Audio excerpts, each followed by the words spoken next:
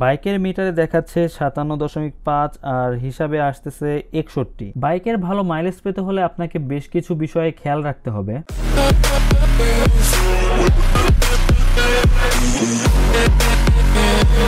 So hello everyone, welcome to my channel Bibi rider. I hope আপনারা সবাই ভালো আছেন। আমার প্রথম ভিডিওতে আমি যখন আমার বাইকের লাইভ মাইলেজ 71+ বলেছিলাম, তখন আপনারা অনেকেই আমার বাইকটির একটি ফুল মাইলেজ টেস্ট ভিডিও বানাতে বলেছিলেন। এখন যাচ্ছি বগুড়ায়, আর আজকের প্ল্যান হচ্ছে বগুড়ার মস্তানগড় ও বেহুলার বাসরঘর সহ বগুড়ার কিছু ঐতিহাসিক জায়গাগুলো ঘুরে ঘুরে দেখব এবং আপনাদেরকেও দেখাবো।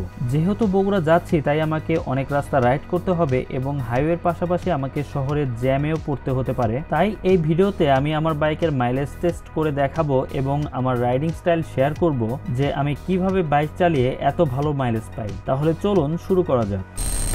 বাইকের ভালো মাইলেজ পেতে হলে আপনাকে বেশ কিছু বিষয়ে খেয়াল রাখতে হবে, যেমন আপনার বাইকের কন্ডিশন কেমন, আপনার বাইক ঠিকঠাকভাবে মেনটেন করেন কিনা, আপনার বাইকে ভালো মানের তেল ব্যবহার করেন কিনা, আপনার বাইক রাইডের স্টাইল কেমন, এছাড়াও আরো অনেক বিষয় আছে। এটা হচ্ছে নাবিল পাম্প, আর বাংলাদেশে মাত্র 5টা কি 6টার মতো এরকম পাম্প আছে। সৌভাগ্যবশত আমার বাড়ির কাছেও এরকম একটা পাম্প আছে, আর এই পাম্পের তেল ওঠানোর পর আমি আমার বাইকের পারফরমেন্স এবং মাইলেজ অনেক ভালো পেয়ে থাকি। তাই আপনারাও চেষ্টা করবেন আপনাদের বাড়ির আশেপাশেই এরকম কোন একটা পাম্প থেকে তেল উঠানোর, যে পাম্পের তেল অনেক ভালো আর আপনার বাইকের পারফরমেন্স এবং মাইলেজ বাড়াতে সাহায্য করবে। R15 এর ফুয়েল ট্যাঙ্কের মধ্যে একটা স্টিলের ক্যাপের মতো থাকে, আর আমি এখন ওই স্টিলের ক্যাপের সমান করে ফুয়েল ট্যাঙ্কটি ফুল করে নিব। তারপর যাব বগুড়ায়, আর সারাদিনের ঘোরাঘুরি শেষ করার পর যখন বাসায় ফিরবো, তখন এই স্টিলের ক্যাপের সমান করে আবার তেল উঠিয়ে নিব। তাহলে আমি সারাদিনে কত কিলোমিটার বাইক চালিয়েছি এবং আমার কতটুকু তেল ফুরিয়েছে তার একটি সহজ হিসাব পেয়ে যাব,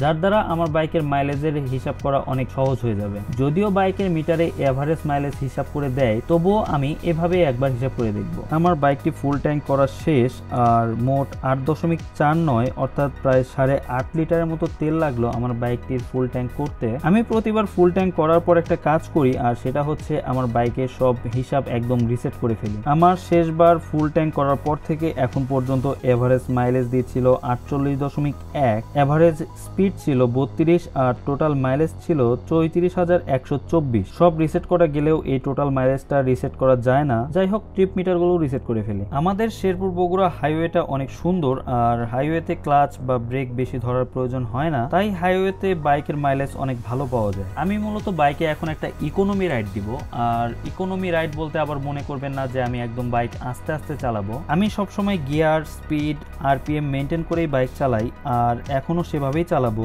আরপিএম 5000-এর নিচে রেখে রাস্তার কন্ডিশন অনুযায়ী গিয়ার ও স্পিড রেশিও মেনটেন করে চালালে যে কোনো বাইকের মাইলেজ ভালো পাওয়া যাবে। আমি তো এভাবে বাইক চালিয়ে আমার বাইক থেকে একটা ভালো মাইলেজ পাচ্ছি। তো আপনি আপনার বাইক থেকে কত মাইলেজ পাচ্ছেন সেটা অবশ্যই কমেন্টে জানাবেন। আর এখানে আমি একটা ছোট্ট গ্লাস লাগিয়েছি, আর এই গ্লাসটা সাধারণত সবাই লুকিং গ্লাসের সাথে লাগায়, কিন্তু আমার গ্লাসটা এখানে লাগানোর মূল কারণ হচ্ছে আমার ক্যামেরাটা অন আছে কিনা, ঠিকঠাক ভাবে রেকর্ড হচ্ছে কিনা, বা ভয়েস আসতেছে কিনা, এসব দেখার জন্য। আমি সাধারণত আরপিএম, গিয়ার ও স্পিড কিভাবে মেনটেন করে চালাই সেটা আপনাদের সাথে শেয়ার করি। ধরুন আপনার বাইক এখন 4 নাম্বার গিয়ারে আছে এবং আপনার বাইকের স্পিড এখন 50, আর এখন আপনার স্পিড একটু বাড়ানো প্রয়োজন। কিন্তু সেক্ষেত্রে আপনি যদি 4 নাম্বার গিয়ারে রেখে আচমকা অ্যাক্সিলারেটর বা পিকআপ জোরে দেন, তাহলে কিন্তু আপনার বাইকের তেল বেশি খাবে এবং আপনার বাইক থেকে মাইলেজ কম পাবেন। তো আপনার এখন দরকার জোরে চালানো, কিন্তু আপনি কি জোরে চালাবেন না? হ্যাঁ, অবশ্যই চালাবেন, কিন্তু আপনি আচমকা কখনো পিকআপ জোরে দিবেন না। সেটা না করে আপনি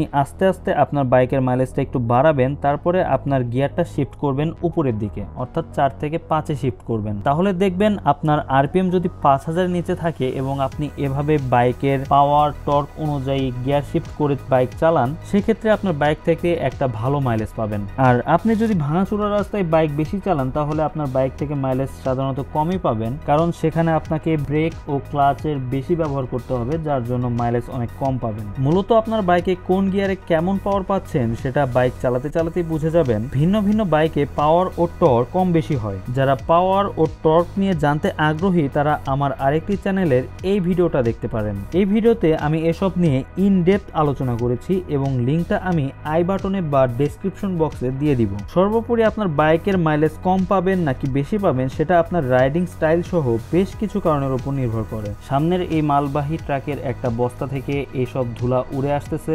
আর আমি শিওর এখন যদি আমার মাথায় হেলমেট না থাকতো তাহলে এই ময়লা দিয়ে আমার চুলের অবস্থা একদম শেষ হয়ে যেত। তাই যারা সাধারণত হাইওয়েতে রাইড করেন তারা সেফটি প্লাস এসব ধুলা ময়লা থেকে বাঁচার জন্য হলেও একটা ভালো মানের হেলমেট পরে বের হবেন।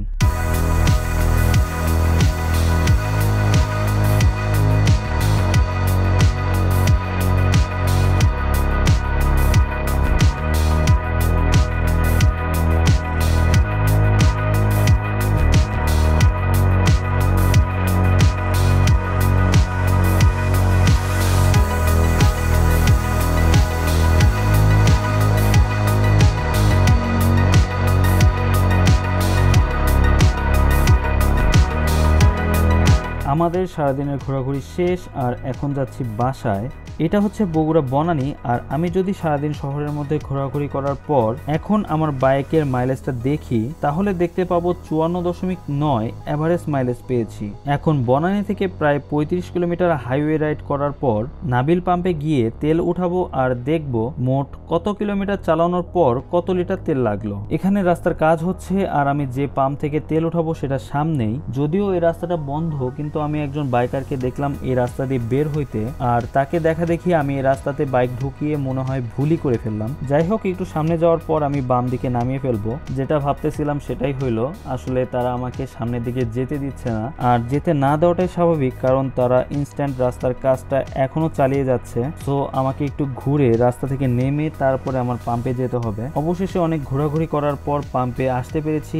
আর আমি সকালে যে ভাইয়াটার কাছ থেকে তেল নিয়েছিলাম এখন আমি তার কাছ থেকেই তেল নিব, কারণ আমি সকালে তাকে বুঝিয়ে বলেছিলাম যে আমাকে এই স্টিলের ক্যাপ সমান করে এখন তেল দিবেন, আর আমি যখন রাতে ব্যাক করব তখন আমি আবার আসবো এখানে তেল উঠানোর জন্য, তখনও আপনি সেম লেভেল করে আমাকে তেল উঠিয়ে দিবেন। সকালে আমি এই স্টিলের ক্যাপের লেভেল করে তেল নিয়েছিলাম, আর এখন আমার তেল লাগলো 1.56 লিটার, অর্থাৎ 1.5 লিটার, যার দাম মাত্র 196 টাকা। এখন আসল হিসাবে আসি। আমার বাইকের মিটারে মাইলেজ দেখাচ্ছে 57.5 কিলোমিটার প্রতি লিটার, আর আমি সারাদিনে মোট বাইক চালিয়েছি 96.2 কিলোমিটার। আর যদি টোটাল কিলোমিটারটা দেখায় তাহলে দেখবেন 34,221 কিলোমিটার হয়েছে। সকালে যেটা ছিল 34,124 কিলোমিটার। তাহলে আমি সারাদিনে 96 কিলোমিটার বাইক চালিয়েছি 196 টাকা তেল দিয়ে, অর্থাৎ 1.56 লিটার তেল দিয়ে আমি 96 কিলোমিটার বাইক চালিয়েছি। এখন আমি যদি ক্যালকুলেটরে হিসাব করি তাহলে 96.2 ভাগ 1.56, তাহলে আমার মাইলেজ দেখাচ্ছে 61.66। বাইকের মিটারে দেখাচ্ছে 57.5 আর হিসাবে আসতেছে 61। তাহলে বোঝা গেল আমার বাইকের যে মাইলেজ দেখায় তার থেকেও আমি বেশ অনেকটাই মাইলেজ বেশি পেয়েছি। আর আমি যদি শহরের জ্যামের মধ্যে দিয়ে বাইক না চালাইতাম তাহলে 65+ মাইলেজ ইজিলি থাকতো। এই ছিল আমার বাইকের মাইলেজ টেস্ট ভিডিও। আপনারা যারা এতদিন বিশ্বাস করেন নাই যে R15 বাইক থেকে এত ভালো মাইলেজ পাওয়া যায়, তারা তো একদম প্রমাণ সহই দেখতে পেলেন। আর আপনি কোন বাইকে কত মাইলেজ পাচ্ছেন সেটা অবশ্যই কমেন্ট করে জানাবেন। আমার কোনো কিছুতে ইমপ্রুভ করার প্রয়োজন হলে অবশ্যই আমাকে কমেন্টে জানাবেন। আর আপনার যদি এরকম কন্টেন্ট ভালো লেগে থাকে তাহলে অবশ্যই চ্যানেলটি সাবস্ক্রাইব করে দিবেন। So guys, that's all from today. See you in the next one. Tata.